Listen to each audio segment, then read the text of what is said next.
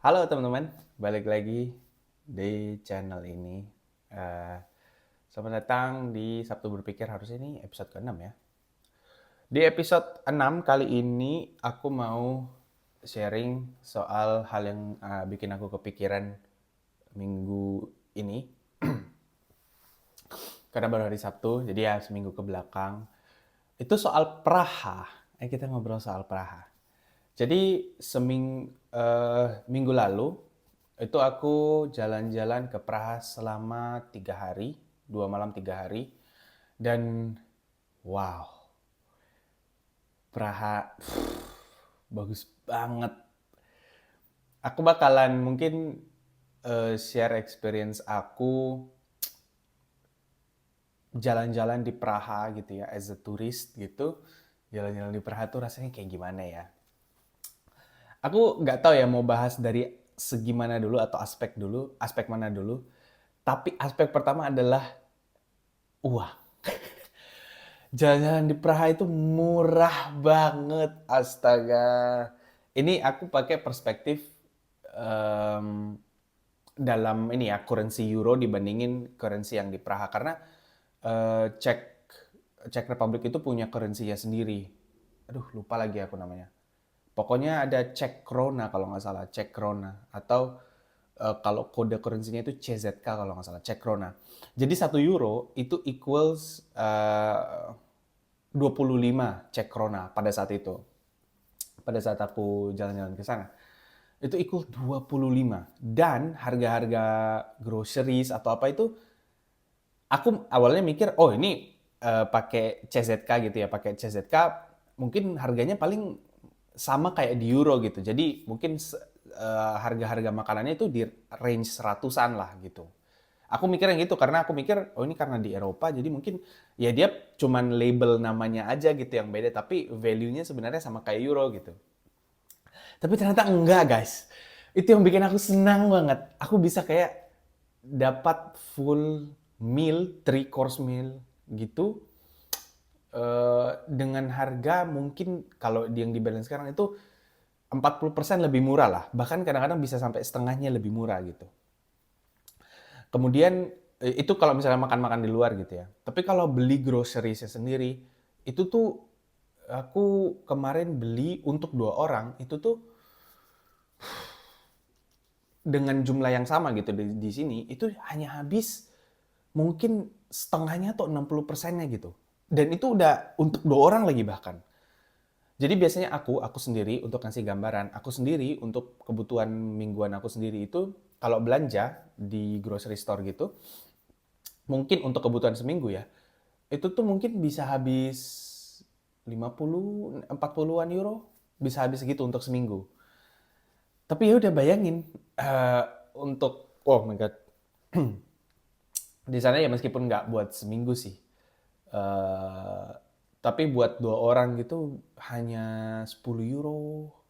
Kalau di ini ya di convert ke euro gitu, I was like, uh, dan itu banyak dan kita udah dapat banyak gitu, banyak dapat barang-barangnya, kita dapat sayur, kita dapat buah, kita dapat roti, kita dapat tisu basah, kita dapat apa lagi ya? Banyak ini deh. Kita dapat steak yang bisa di microwave gitu. Wah, itu enak banget. Itu yang pertama ya. Dibanding Jerman gitu. Cek, wah murah banget. Dan yang kedua, AC di mana-mana. Jadi kalau dilihat dari arsitektur bangunannya, terus kayak tata kotanya gitu, Praha tuh lebih mirip dengan Itali sebenarnya. Kalau aku sih, karena aku pernah ke Itali juga, jadi pas aku ngebandingin, ini tuh kok sama ya letak posisinya, posisi bangunan-bangunannya, jalannya, kemudian arsitektur-arsitektur bangunannya, desain-desain dekorasi-dekorasi rumahnya, itu mirip banget sama Itali. Cuman di Itali itu salah satu hal yang aku tidak terlalu nyaman ketika jalan-jalan di Itali itu AC-nya nggak ada. Maksudnya di toko-toko itu AC itu jarang sekali ada gitu. Mungkin karena mereka juga ingin efisien secara energi ya. Tapi di Praha itu hampir semua toko itu ada AC-nya. Aduh, dan itu enak banget. Nah, suhu-suhu di Praha dan Itali itu nggak beda-beda jauh. Jadi di Praha itu mungkin paling 30, 31. Kalau di Italia kemarin bisa sampai 34, kadang-kadang 36 pernah. Tapi ya nggak beda-beda jauh dan kita juga tetap berkeringat gitu ketika kita jalan gitu. Nah, enaknya di Praha kalau kita butuh ngadem, kita bisa aja masuk ke toko buku atau ke kafe gitu ya. Dan itu pasti ada AC dan dingin dan sejuk. Dan dinginnya tuh bukan dingin-dingin banget gitu, dingin AC, dingin, tapi dingin natural gitu aja. Nah, selain AC, salah satu cara mereka juga untuk mengurangi apa suhunya gitu, menurunkan suhunya itu adalah dengan bikin aduh, gimana cara jelasnya kayak garden tapi di dalam kafenya gitu. Nah, jadi numbuhin pohon, numbuhin tumbuh-tumbuhan biar lebih sejuk gitu. Nah, itu juga salah satu cara. Jadi AC enak banget di mana-mana. Nah, yang ketiga, kemarin itu kita dapat penginapan atau akomodasi yang enak banget. Itu itu gila banget sih. Itu aku ilustrasiin mungkin tadi ini yang ketiga yang aduh susah banget jelasin ya karena emang aku ngerasa happy banget ketika di situ karena yang pertama tuh murah banget. Nah, yang ketiga ini relate ke kemurahan atau aspek kemurahan dari Prag itu sendiri. Nah, yang ketiga ini itu akomodasi yang em, bagus banget untuk harga. Jadi kemarin kalau nggak salah kita bayar sekitar seratusan euro mungkin untuk 2 malam. Jadi per malamnya itu sekitar 50-an lah. Nah, 100 euro untuk 2 malam itu kalau di Itali itu kayaknya kita cuma dapat hostel aja gitu untuk 2 malam gitu hanya hostel. Kemudian kadang-kadang ada yang dorm juga gitu jadi kita mesti sharing sama orang. Nah, yang di Prague ini wah, kita dapat AC air apa dapat dapat AC di dalam kamarnya terus wah, eh, bagus banget sih di apa dari segi kualitas. Kemudian ceilingnya tinggi banget. Buat teman-teman yang mau ke Praha, namanya itu Rabi Apartemen Hotel kalau nggak salah. Jadi dia hotel tapi konsepnya apartemen. Jadi kita dapat jadi basically kita hidup di studio gitu lah karena ada dapurnya juga gitu. Kamar mandinya di dalam juga dan ada AC-nya itu yang paling penting. Karena kalau nggak ada AC-nya tuh bisa kepanasan gitu kitanya. Nah, itu apa hal ketiga yang aku suka banget dari Prague ya. Ke selain apa faktor utama tuh mempengaruhi banget kenyamanan kita waktu itu jalan-jalan gitu. Karena jadi kayak ada apa sense economic security-nya itu makin tinggi gitu. Makin kayak oh bisa kok ini kita beli, ini kita beli, ini kita bisa beli, ini kita bisa afford. Karena memang lebih murah gitu. Jadinya sense economic security-nya makin tinggi gitu. Jadi oh ini bisa kita afford, ini bisa kita afford, ini tidak bisa kita afford, ini bisa gitu kan. Dan lebih banyak yang bisa kita afford. Dan tadi ya untuk makan itu tidak apa ya kalau di Berlin ini aku kadang-kadang kalau apa makan di luar itu kadang-kadang masih kayak mikir aduh ini kayaknya kemahalan deh kayaknya kita coba switch restoran atau cari tempat yang agak lebih murah gitu tapi kalau waktu di Praha kemarin karena dia lebih murah aduh ini by the way ada serangga oh ya by the way summer di Berlin itu tidak benar-benar summer guys ini aja mendung cuman ya lebih terang aja ketimbang di winter kadang-kadang juga hujan most of the time hujan sih dan keempat cuacanya lebih bagus di Praha karena lebih banyak waktu kita di sana itu lebih banyak mataharinya kemudian meskipun di hari kita pulang itu agak mendung ya cuman kayaknya tidak selalu gitu kalau lihat dari weather app gitu lebih banyak matahari keluar ketimbang di Berlin gitu dan kalau dilihat dari apa ya kotanya itu mungkin banyak orang bilang Praha itu apa kota kedua terromantis setelah Paris gitu. Dan aku setuju, Praha itu justru kalau aku malah ngelihatnya lebih romantis lagi dibanding Paris kalau menurut aku ya, menurut opini aku. Karena Praha itu dia banyak banyak sungai gitu, banyak lake, bukan lake sih, banyak sungai lah. Dan untuk pergi dari satu attraction ke attraction lainnya itu biasanya kita nyebrang sungai gitu. Nah, di pinggir-pinggir sungai itu biasanya banyak restoran, ada restoran ngapung gitu di pinggir-pinggirnya dan itu biasanya kalau malam-malam itu tuh bagus banget, indah banget lah. Jadinya apa ya? Menurut aku sih itu lebih romantis gitu. Em, Ya itu sih soal perihal Praha ini ya. Perihal Praha. Kalau dari apa ya?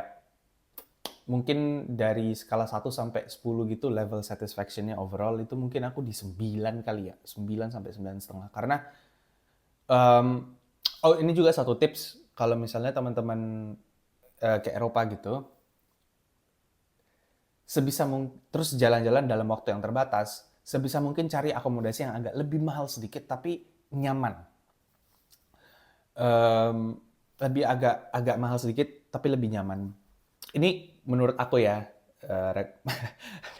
travel tips gitu menurut aku dari pengalaman aku. Karena waktu awal-awal traveling itu aku mikir, oh gimana caranya kita bisa nge-press budget sebisa mungkin.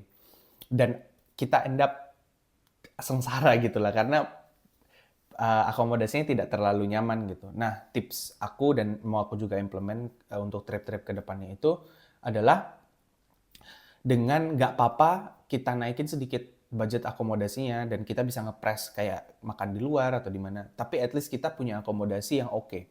Kenapa punya akomodasi yang oke dan nyaman itu bagus banget? Karena sepanjang trip, maksudnya dari pagi sampai nanti malam, itu kita di luar. Kita mau explore kotanya kan. Dan itu takes a lot of energy. Dan ketika kita pulang, kita tuh pengennya ya tidur di tempat yang nyaman, yang dingin, yang adem, yang enak. Sehingga pagi besoknya kita recharge gitu. Kita jadi lebih semangat mungkin, kita jadi lebih kayak, oh ini udah hari baru lagi, tidurnya nyenyak, kita siap untuk berangkat gitu.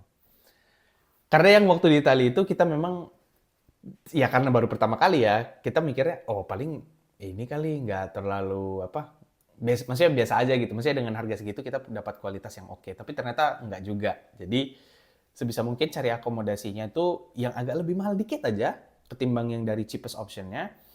Tapi mungkin tidak dalam dorm gitu ya. Karena di sini dorm banyak banget gitu untuk kita nginap bisa.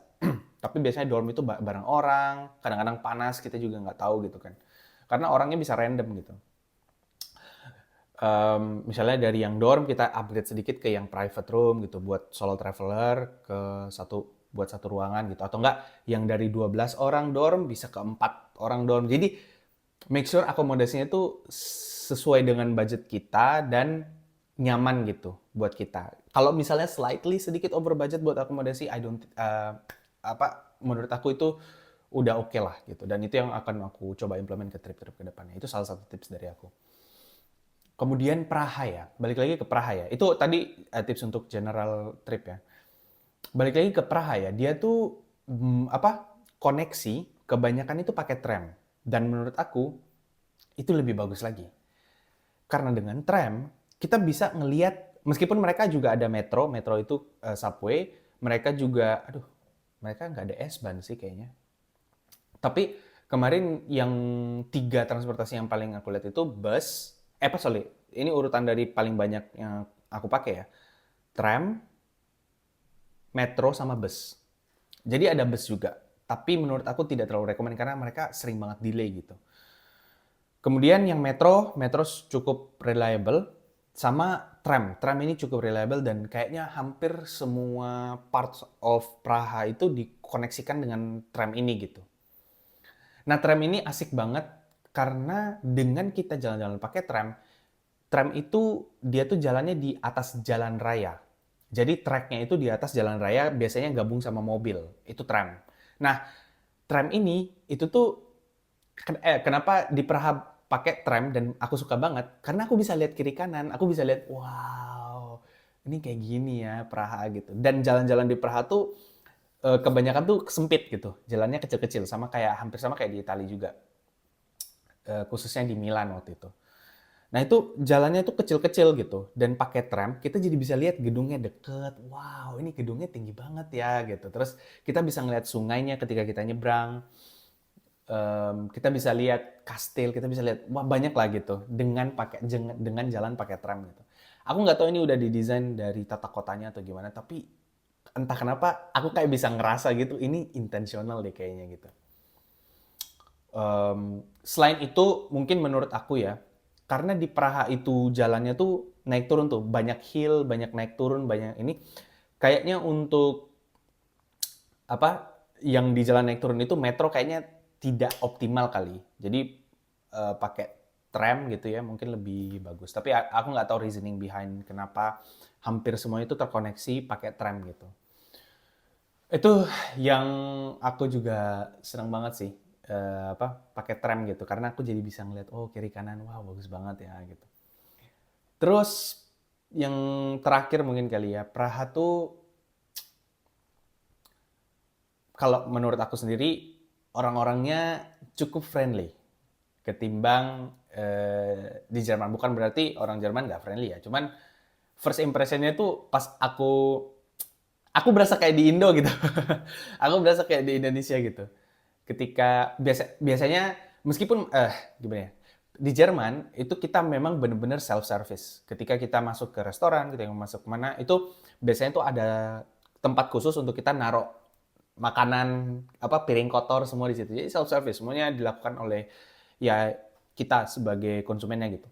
Nah, tapi pas di Praha itu aku rasa kayak ada elemen sedikit keramah tamahan orang Indonesia. Jadinya aku seneng gitu. Aku jadi kayak merasa nyaman gitu. Kayak waktu kita pulang ketika kita nunggu bus untuk pulang, itu kita nongkrong di kayak semacam apa lagi namanya ya? Kita nongkrong di kayak semacam cafe bookstore gitu, tapi cafe. Terus kita disamperin. Biasanya kita disamperin sama waitersnya gitu. Biasanya kalau di Jerman kita yang ke kita yang ke counternya gitu untuk mesen gini. Tapi ini waitersnya nyamperin kita gitu. Bahkan dari pas kita masuk itu langsung disambut gitu. Ini kamu butuh table berapa untuk berapa orang gitu. Oh, kita butuh untuk 2 orang gitu. Oke, ini ada space ini kamu bisa di sini gini-gini. Oke, udah mau pesan ini ada menunya ya gini. Jadi kayak, ini Indonesia banget gitu. Beda banget sama yang di Jerman lah gitu. Dan ini nggak cuma di situ ya, nggak cuma di tempat itu, tapi di beberapa tempat kafe restoran juga rata-rata kayak gitu.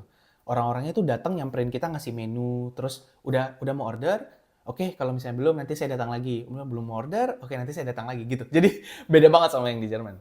Nah karena aku kebiasa di Jerman, aku yang nyamperin waitersnya tuh waktu di beberapa restoran tuh kayak udah nggak apa-apa nanti saya ke meja kamu gitu, saya bakal eh, bayar ke tempat kamu terus bakal ngasih ininya edisi kartunya itu kartu dana. Nah karena di Jerman biasanya aku yang dateng ke counternya gitu kan untuk kayak misalnya udah selesai nih piring kita udah ini ya aku bayar ke counter. Ini enggak waitressnya jadi kayak wah nyaman banget gitu sih. Mungkin kayaknya ada apa masih ada kayak perasaan ingin di serve gitu. Nggak tahu sih tapi aku ngerasa nyaman aja ngerasa kayak wah ya aku gak perlu jalan lagi. Iya tapi masih ke bawah gitu kayak yang waktu di cafe sebelum kita mau pulang itu juga aku inisiatif untuk bangkit berdiri setelah kita selesai gitu. Aku inisiatif untuk bangkit berdiri ke counternya untuk bilang kayak kita mau bayar gitu. Terus kayak bapaknya, oke oke ya bagus bagus, oke oke, kayak ramah banget gitu, ramah banget. Ini aku ngomongin rata-rata ya, nggak semuanya kayak gitu, tapi rata-rata kalau berdasarkan pengalaman ramah-ramah sih. Eh, oke, udah 19 menit nih kayaknya. Kayaknya segitu aja dulu perihal soal Praha. Kalau ada yang penasaran soal Praha, terus aku bisa share, terus di komen. Kalau enggak, tidak apa-apa. Dan ya, sampai jumpa di Sabtu Berpikir selanjutnya. Kayaknya yang kemarin itu yang episode paling cukup banyak itu yang strategi sama plan ya sejauh ini. Kalau aku lihat-lihat ya. Apakah pengen aku ngebahas yang kayak gitu lagi atau gimana nih? Karena jujur aku sekarang bingung nih kayak yang penting kalau pokoknya konsep acaranya kan yang penting aku kepikiran apa itu yang aku report gitu kan. Cuman kalau misalnya ada topik yang pengen aku bahas terus mungkin aku ada knowledge di situ, mungkin kayaknya bisa bagus juga sih. Jadi oke, sampai segitu aja Sabtu Berpikir. Semoga minggu depan aku bisa sharing lagi. Dadah, sampai jumpa di episode selanjutnya. Bye.